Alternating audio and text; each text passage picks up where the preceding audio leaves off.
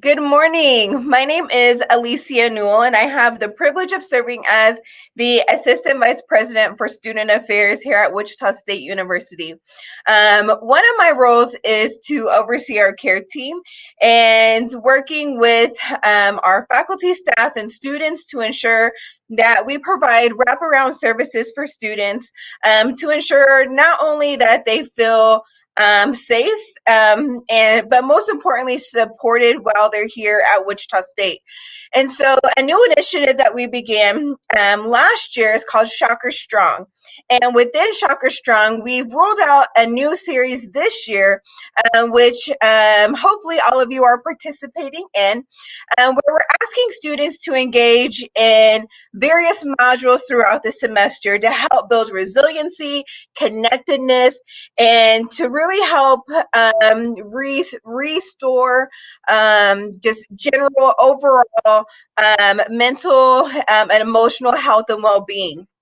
And so our first topic, we discussed friendships and how critical friendship is, especially in a time of transition where you're leaving old friends possibly behind. You're coming to a brand new environment where you're being forced to create new friendships and new spaces and new surroundings. And sometimes that can be a little hard. And so we'll talk about friendships and how do you cultivate those experiences and keep them, and even knowing when it's time to let them go. A good part in regards to building friendships is understanding that it's okay to feel some sort of loss if you're leaving your friends behind. I remember the first time that I went to college and moved away from home, and all of my friends went to other institutions. And I really felt this disconnect, like I didn't belong because I didn't know anybody other than my sister at college.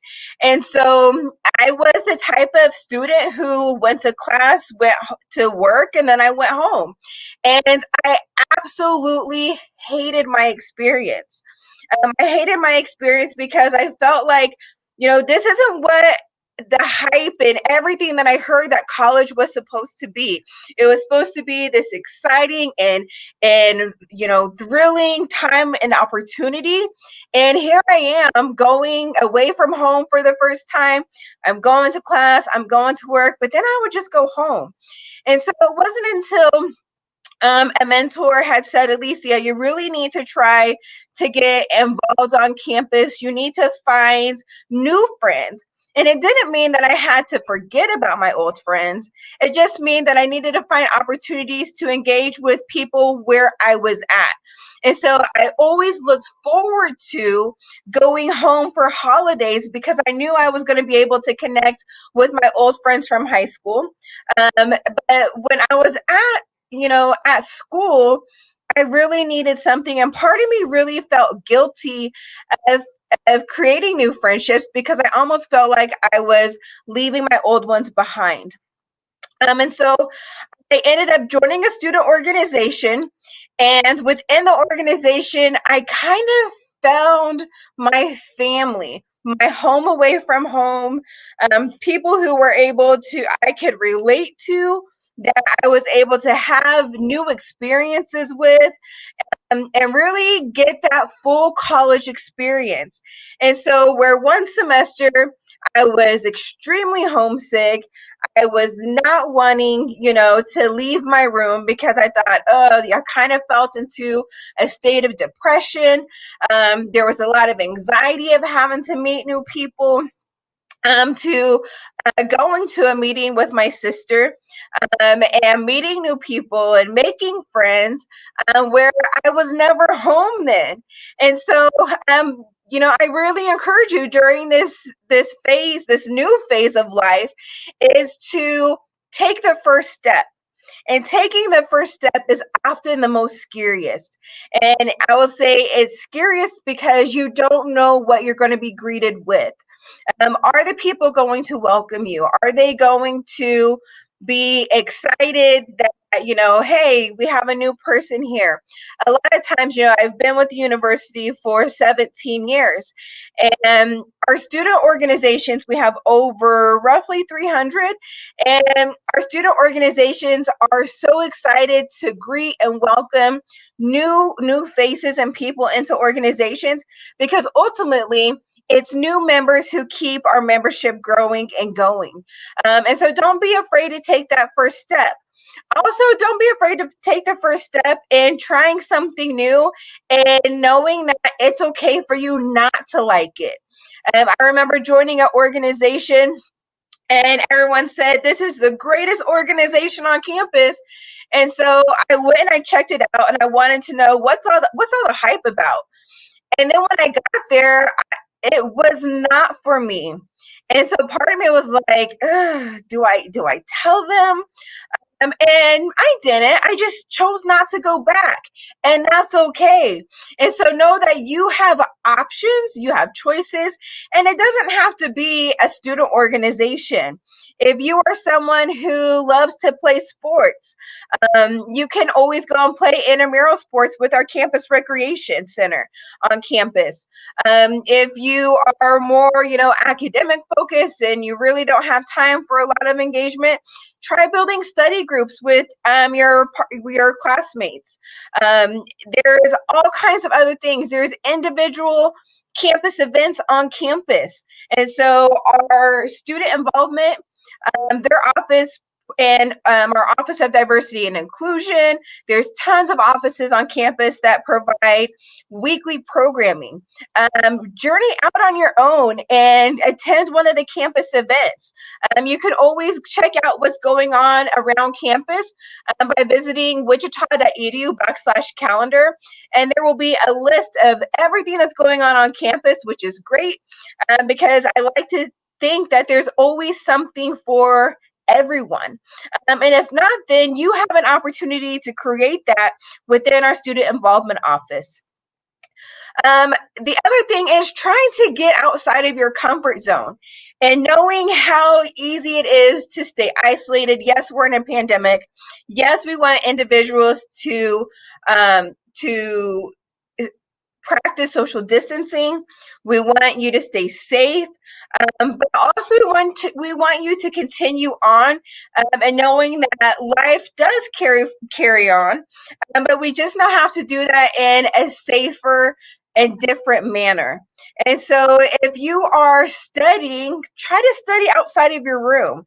A lot of times, I recently met a new friend on campus. I decided to go back to school, and I was studying in the library.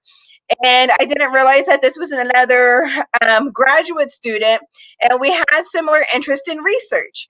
And so it was nice to make that connection.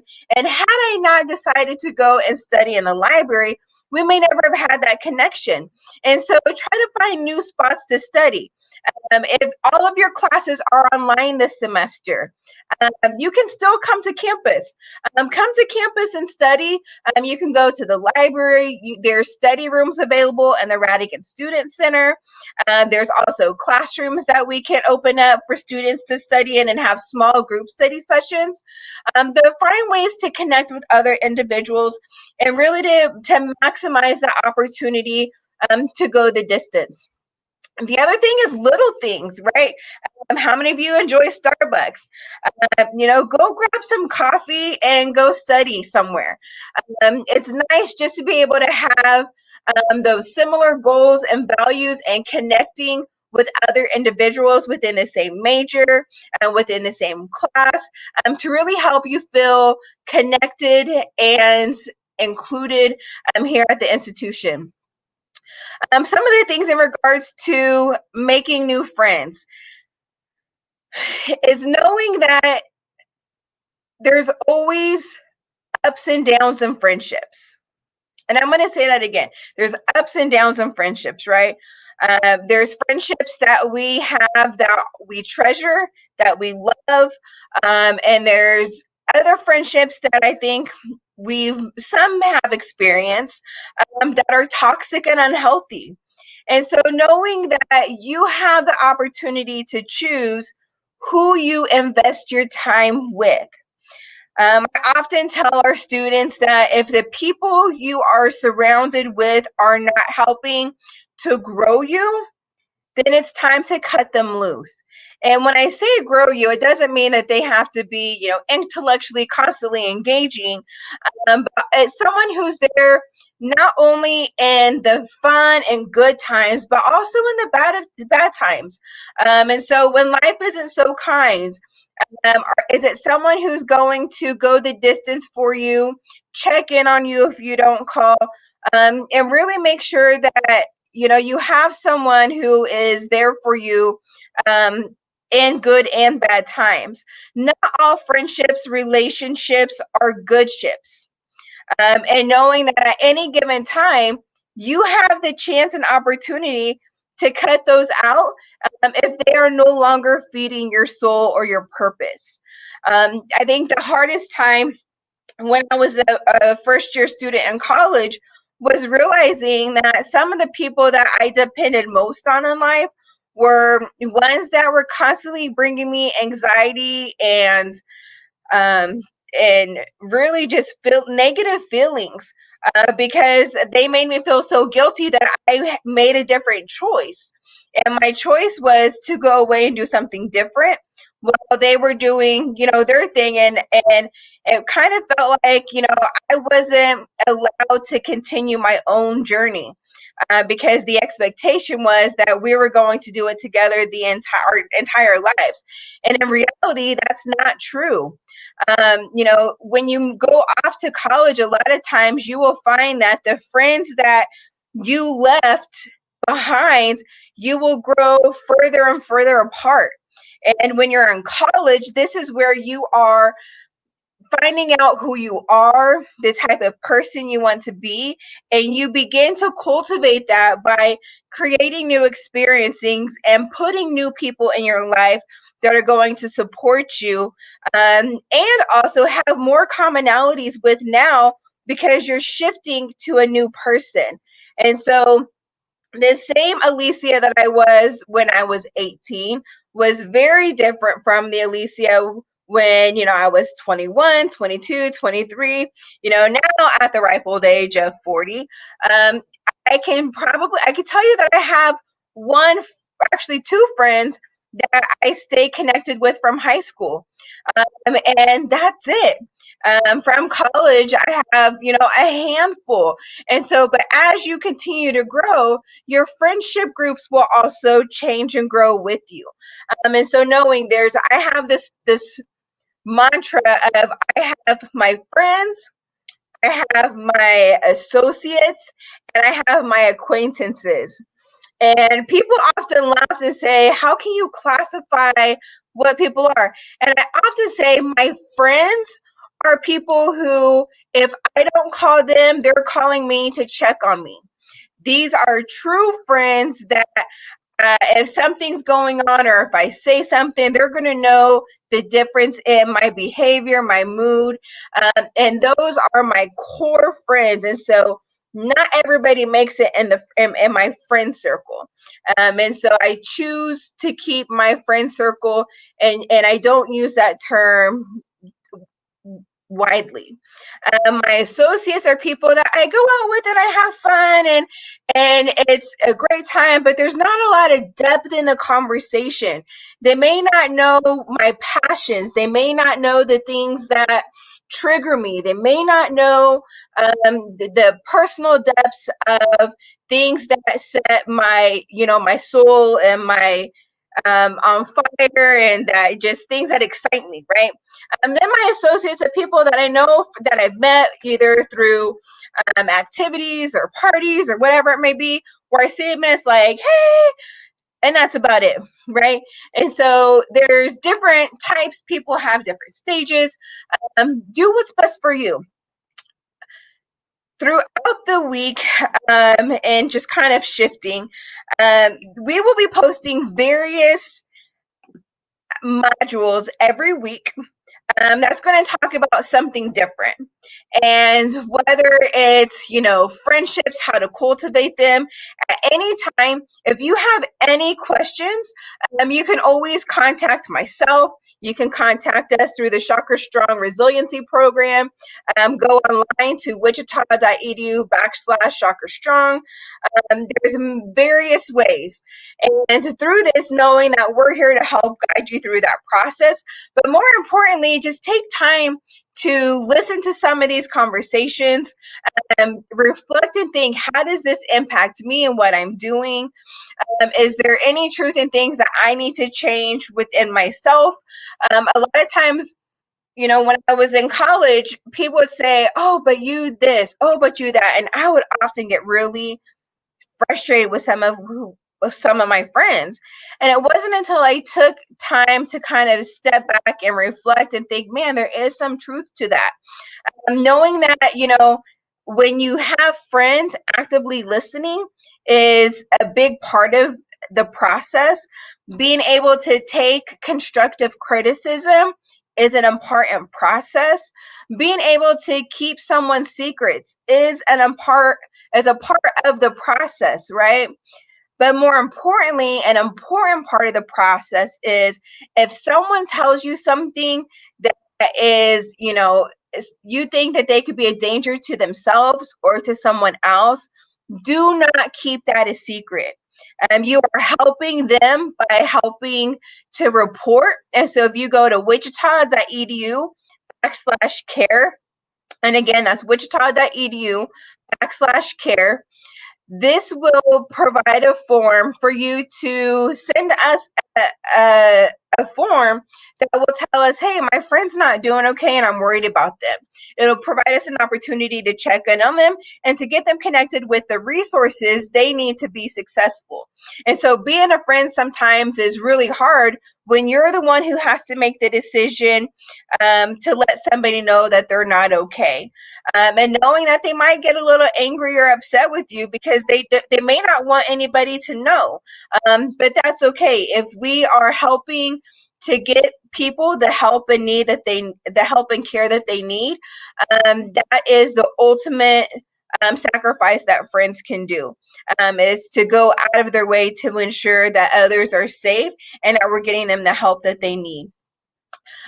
This week, Tara had talked about friendships in our Chakra Strong Resilience Program. And so if you've not already done so, go into your Blackboard account. You'll be able to recap this week's message. You'll also be able to review the TED Talk that was shared. In addition, there is a small assignment that you'll be able to complete in Module 1. And the way that this works is that in order to be eligible for one of 2 book scholarships or 3 swag bags, that will have a phenomenal chakra surprise, because anybody who knows me knows that I love Chakra Nation. Hello, look at the background. We will have some pretty awesome gifts to give away, but you have to complete 8 of the 11 modules. By doing that, we will confirm that you've completed those by the assignments that you turn in. This is all optional. And when I say this is optional, you choose if you want to engage or not. The one thing that I can share with you is that if you take time to invest in yourself, this is taking time to invest in yourself. The growth you'll be able to see and come from this experience will be invaluable. And this is something that we as students, we as women and individuals alike, male, female, we don't take enough time to pause and do something for us. And so I encourage you, take time. They're very short modules, very short videos, where you can do it at your own pace throughout the entire semester. All coursework, eight of the sessions. If you want to be a go-getter, do all 11. But those are due by midnight on December 4th. And so at that time, we will review, we will have a drawing for all individuals who participated. And then who knows, you could be someone that we highlight as a Shocker Strong student here at Wichita State. And so thank you so much for engaging and participating. We are excited to have you a part of this journey with us and really look forward to connecting with you and supporting you throughout your time here at Wichita State. Thanks for joining. And again, don't forget, make new friends. Put yourself in those environments. Don't be afraid to, do not be afraid to take your seat at the table. This is something in my last thing before we wrap up. If you are going to eat on campus, maybe over at Shocker Hall, and you see someone eating alone, ask, is the seat taken? And 9 times out of 10, it's not. Invite yourself to the table. Ask what their name is. What are they studying? I guarantee you that you will find something in common. It just starts with the first step. That's it. That's my advice from me to you. Enjoy the week. Again, happy, what is this? I think we're in week 5. And so enjoy the week. Have a great semester. And I look forward to seeing you back here. And as always, stay strong. Go Shocks.